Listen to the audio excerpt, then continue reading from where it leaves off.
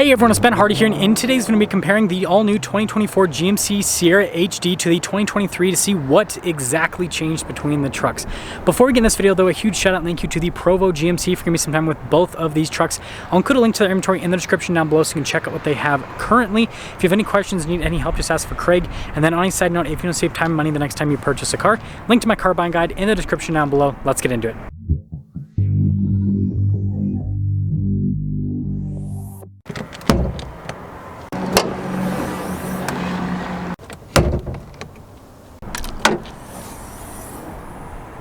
Powering the 2023 GMC Sierra is a 6.6 liter Duramax diesel that goes through a 10-speed automatic transmission. Power outputs are 445 horsepower and then 910 pound-feet of torque.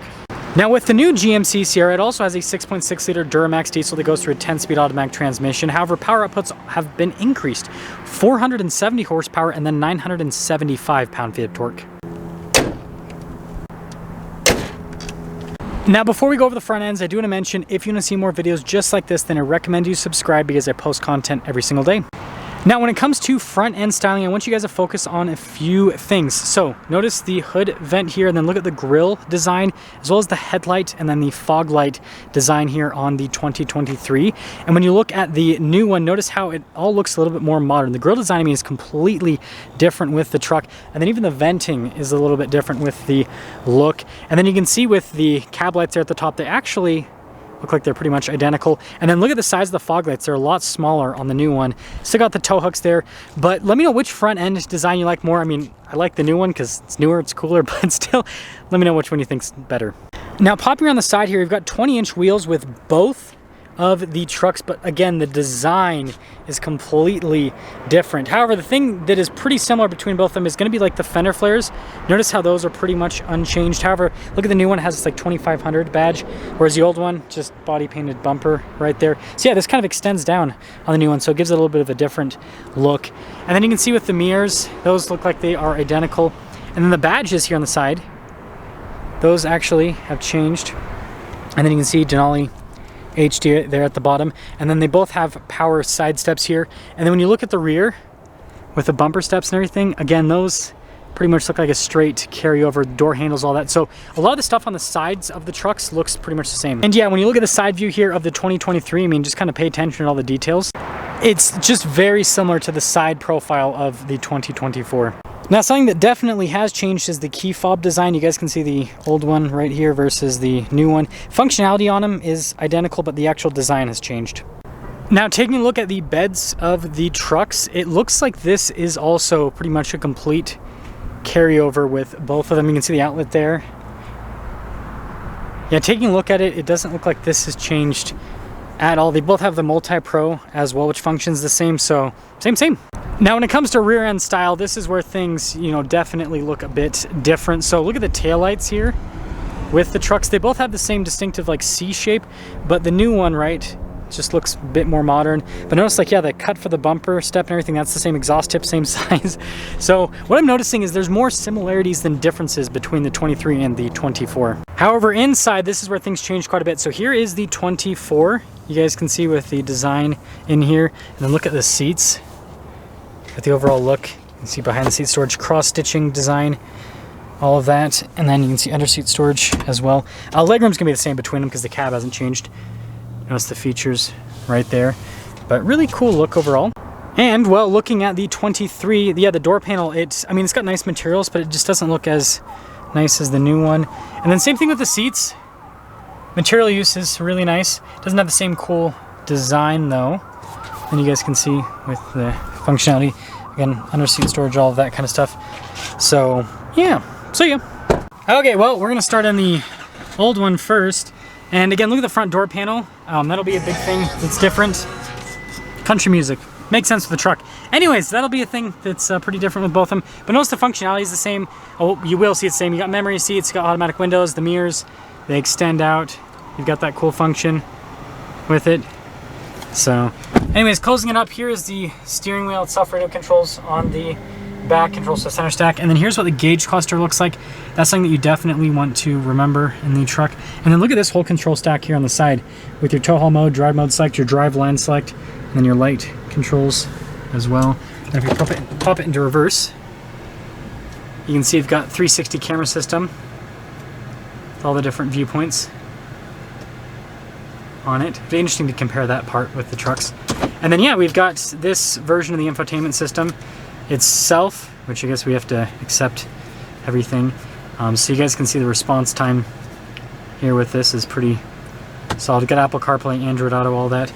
And then you can see down below we've got our analog controls for the radio, dual zone climate controls, we've got heated and ventilated seats, which we'll turn on the ventilated seats because man, it is hot today. Your diesel exhaust brake, lane departure, parking sensors. You've got your tailgate drop down, stability control, that's for the outlets, hill descent control, and then this is for the side steps to move them, and then a bunch of outlets here at the trailer brake controls. Wireless phone charging pad. And you can see the center console here. And then look at like the leather trim here at the top. And then double glove box, which is nice. And then yeah, look at the leather trim here on the dash. And then got the rear view camera mirror. And then center here at the top, power sliding window as well. Let's go look at the 24. Ooh, this is fancy. But yeah, like I said, look at the door panel, completely different. But the functionality with all the stuff, like the extension of the mirror, memory seats, all that, that is a complete carryover. But anyways, here's the steering wheel itself, and we'll turn down the fan speed. A lot of this is pretty much the same, like the controls are the same. But notice the gauge cluster, full digital gauge cluster now, so that's a big difference. And then these controls are the same between the trucks, but notice it's in a different place here now with the 2024.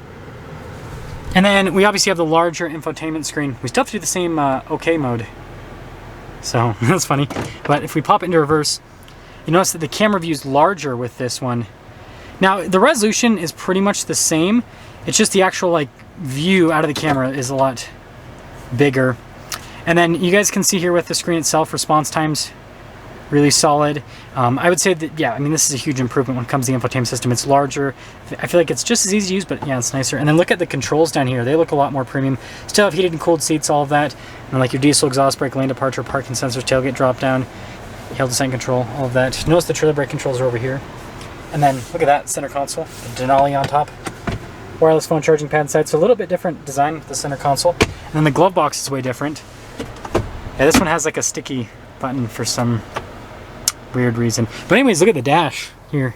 You can see really nice material use. Still have the rear view camera mirror, and then we've got the sunroof and then a power sliding rear window on this truck. So features are the same, but design, that's the big difference, right?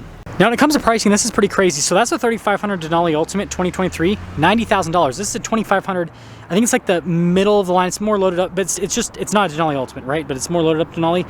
$90,000. So you can buy a 3500 2023 for the same price you could buy a 2500 with the 2024 that's technically not as loaded, but the features are the same in these trucks. So even though this isn't Denali Ultimate in the name, I feel like this truck is nicer than that truck, but let me know what you think on that. Now I can't quite do a driving comparison yet because this 2500 is pre-sold, and so out of respect to the new owner, I'm not going to drive it or anything like that, but I can tell you I have driven the new Chevy Silverado, the 2024, which is same truck as this truck, just different interior, right? All the mechanical and every stuff is the same fundamentally. And I can tell you the 2024s drive just like the 2023s, minus you have a little bit more power from the engine. And so that's what I'm going to talk about, is like with the 2023, this is the value play if you just want the features and you want the drive and frankly the towing capacity. I know I didn't go over that in this video because that's 3500, this is a 2500, but I can look at the towing sticker right now.